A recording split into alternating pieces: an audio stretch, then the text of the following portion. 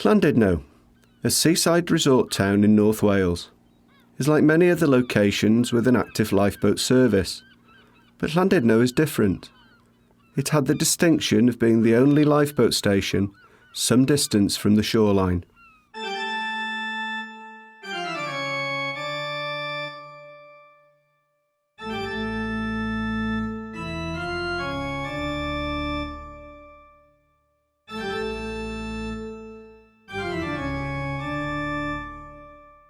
In fact, Llandudno Lifeboat Station is right in the middle of the town, and its Mersey-class offshore lifeboat, the Andy Pearce, and the station's inshore lifeboat have to travel down the main street to attend a call-out.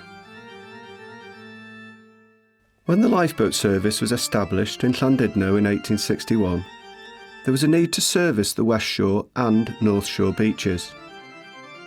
In the days before powered lifeboats, it could be difficult to get to the West Shore area from a North Shore launch, as rounding the Great Orme, particularly against prevailing westerly winds and a flood tide, could be challenging and time-consuming even in a good sailing lifeboat.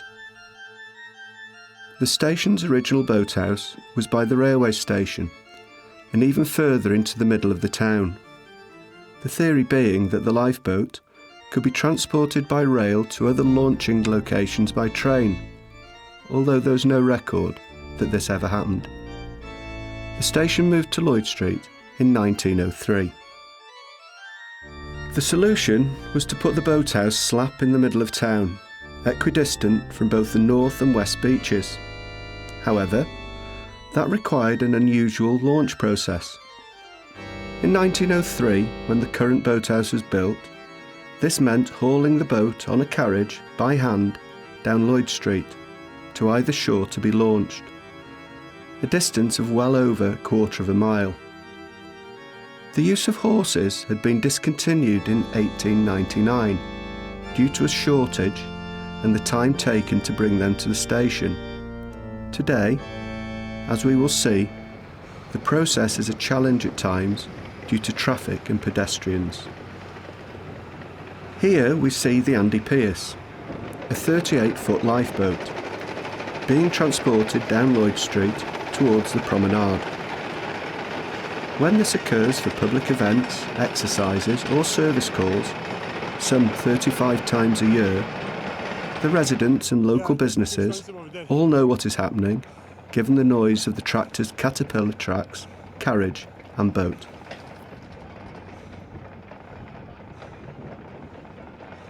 Launching and recovery of a carriage-launched lifeboat remains arguably the most dangerous activity within the RNLI, and, despite every effort, accidents have occurred over the years.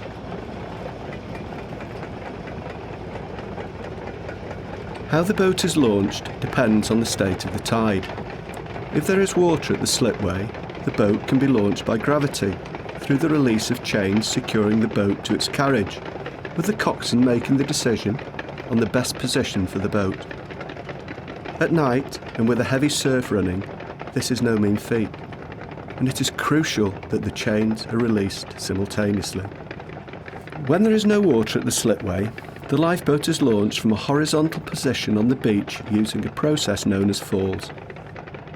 This is a system of launching unchanged in principle from the early days of carriage-launched lifeboats 2 centuries ago. The falls are ropes which are connected to the rear of the carriage. They then pass through pulleys on the tractor, then lead to the front of the carriage and back to a hook just in front of the boat's propellers. On the coxswain's whistle commands, the tractor disconnects itself from the carriage. The chains are released and the tractor reverses, which pulls the ropes and catapults the boat forward until the carriage tips downwards to launch the boat. At this point, the ropes fall away before risking entanglement in the propellers. At night, and with a heavy sea running, this procedure calls for teamwork of the highest order, clear communication, and the skill of both coxswain and tractor driver. Today, you are seeing this procedure.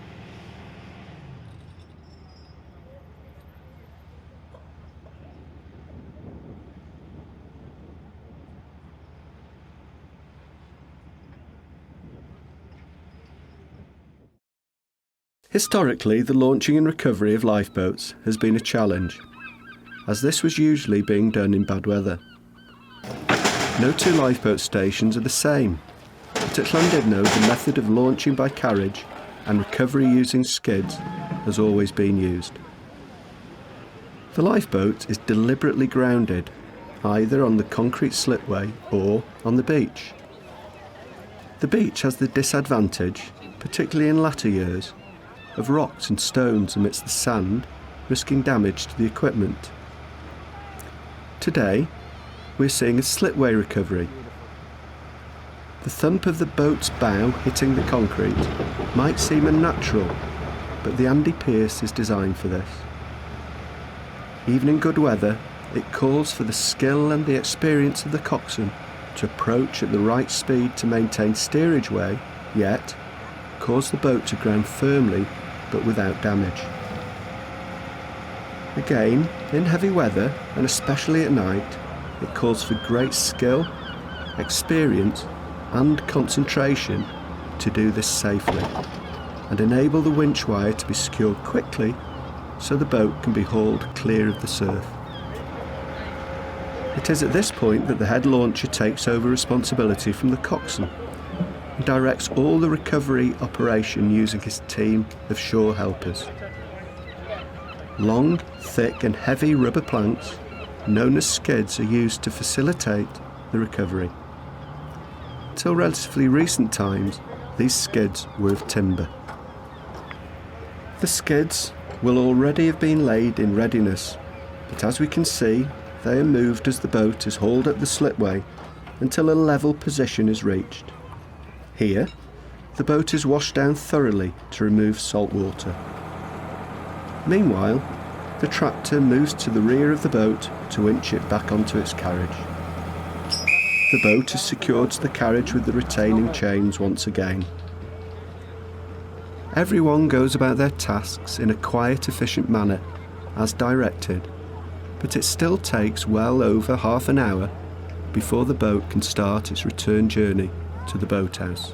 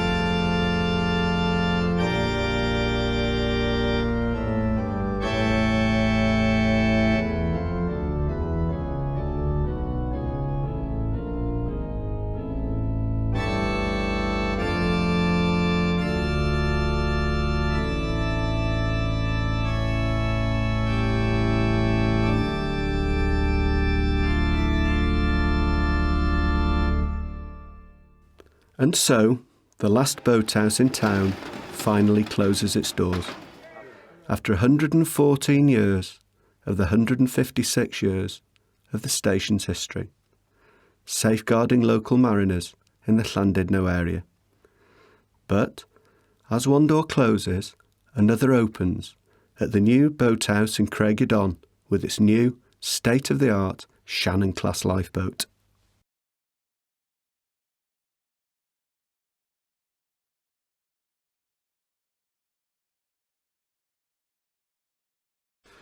Coxswain Graham Heritage gives us a tour of the Andy Pearce.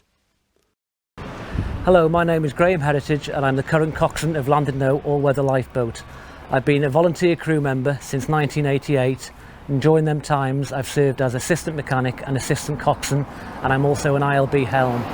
The lifeboat behind me now is the Andy Pearce all-weather lifeboat. She's made of aluminium and is 12 metres long. She has two 328 turbocharged Caterpillar engines and gives us a top speed between 15 and 16 knots. It's a beach launch lifeboat off a carriage, not like a conventional slipway or a float boat. Okay, here we are on the upper steering position of the lifeboat. This position is mainly used for launching and when we're recovering the lifeboat and when we're actually going alongside the casualty. All the controls here are duplicated out of the wheelhouse downstairs. We have intercom systems, VHF radios. Above us here now we have the radar, a VHF DF aerial, which picks up signals from vessels on a selected channel, and we can give it a bearing of where that vessel is transmitting from. Below us down here is what we call the steering flap. Down here is all the hydraulics for the steering controls, and also we have two big buckets that pull out so we can clean the propellers if we ever get any ropes around them. The actual propellers on this lifeboat are in tunnels along with the rudders. Because it is a beach launch boat, when we launch, so the propellers don't actually get caught on any rocks or any obstructions. Behind you there's number 12006, that means it's 12 metres long. 0 means that it's aluminium, and the 6 is the 6th boat that was built of this Mersey class. Lifeboat mechanic Les Jones. My name is Les Jones. I'm the full-time station mechanic at Llandudno Lifeboat Station. I've been on the crew for approximately 30 years now.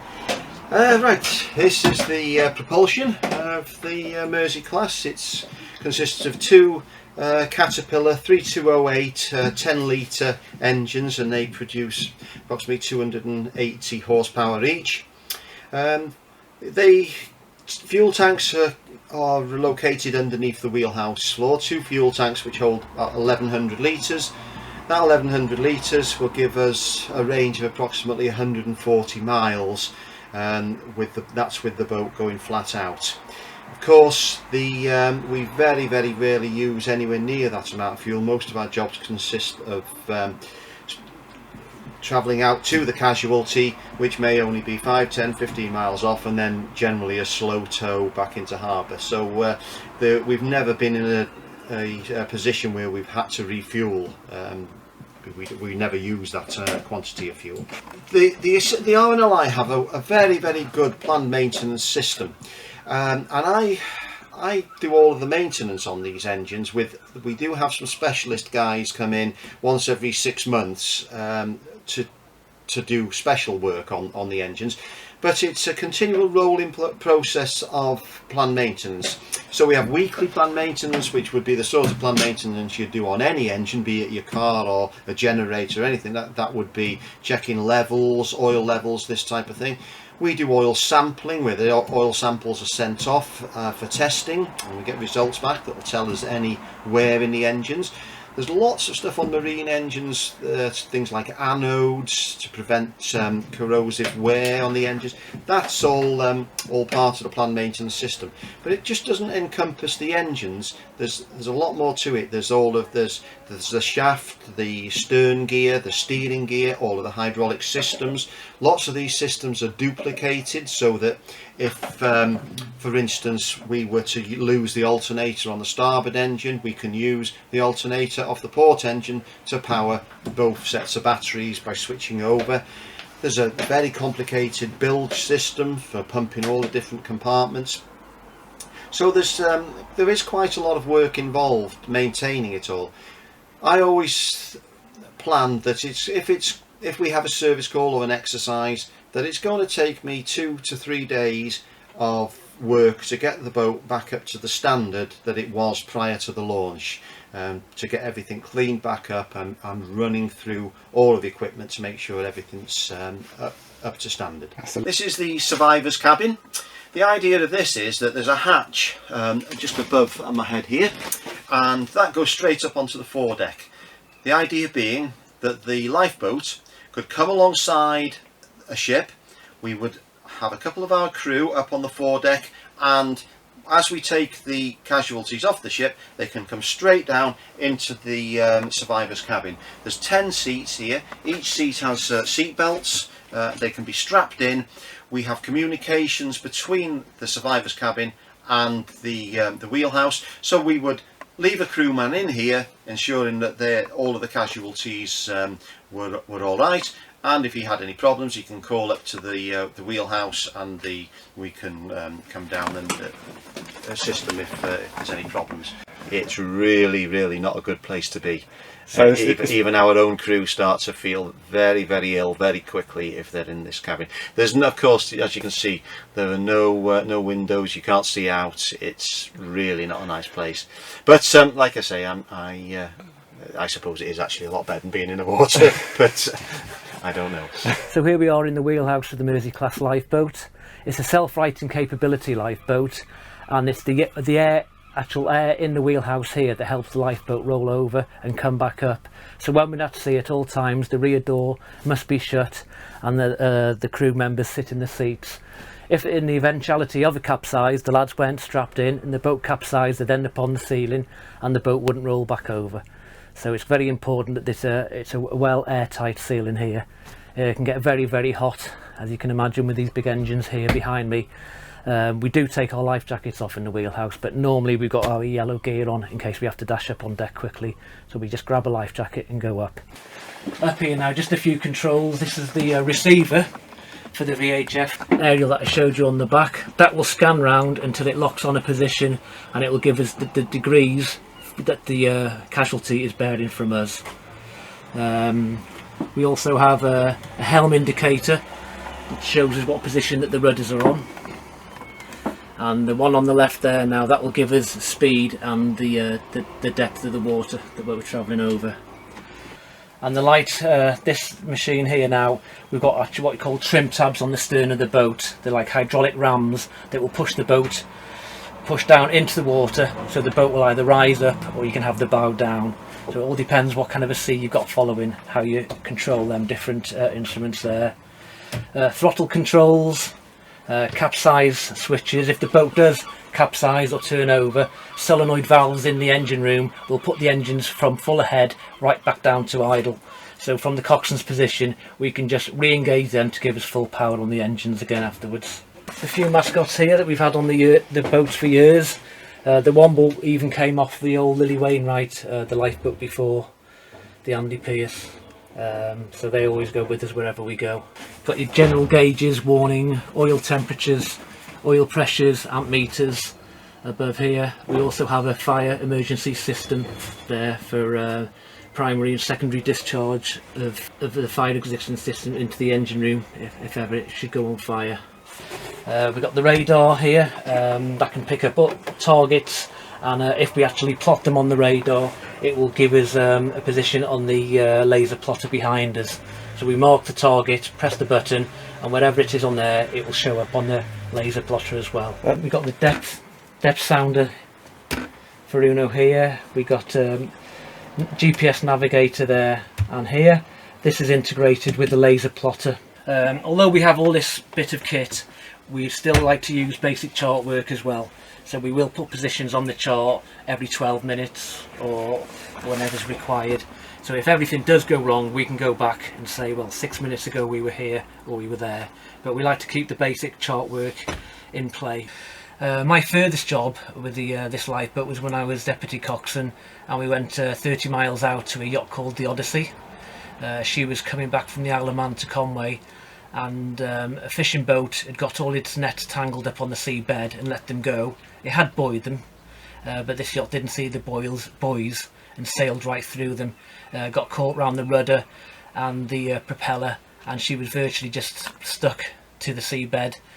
It was quite rough conditions, westerly 6 to 7, and they weren't going anywhere. So we launched here 30 miles, which is about just over 2 hours for us in this boat.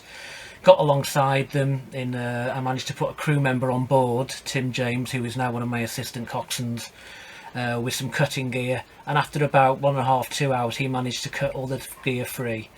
Then we escorted him back towards Puffin Island. The tide was out in Conwy, so we had to wait there at anchor for a couple of hours and then escorted him in to Conwy and then back all the way around to Llandudno. The whole job took about 16 hours in total, so a very long day and night, and then you got work to go to when you get back on the beach. Another quite famous one is the carrier, the coaster off Llandudno that went aground in severe weather. We launched with RIL to that. By the time we got there, we couldn't actually do anything to get the crew members off because she was quite hard aground. But with the helicopter operation afterwards, we stood by in case any of the helicopters got in trouble and had to ditch because they were working on their extremities really. Well, not all stations are getting Shannon class lifeboats, so this was 12006. This will go into the reserve fleet for a short time, and then after that it's done that duty, it'll probably be sold off privately, or a lot of lifeboats get sold off and go abroad to other not RNLI stations obviously, but other places that offer rescue services but haven't got the equipment. Well, Llandudno Lifeboat Station is really unique because of the position of where it is. It's in the middle of the town, and the idea is to go to the North Shore or the West Shore originally, when the old boats were only doing 8 knots, 6 knots or whatever. So rather than launch on the North Shore and have to travel all the way round to Conwy Bay, the tractor or the horses in them days would pull them to either beach, which would be a lot quicker than actually sailing or rowing down round the headland.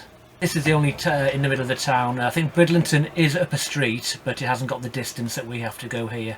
It's worked well for us, but times move on, and we're looking forward to the new promenade station with the new Shannon class lifeboat.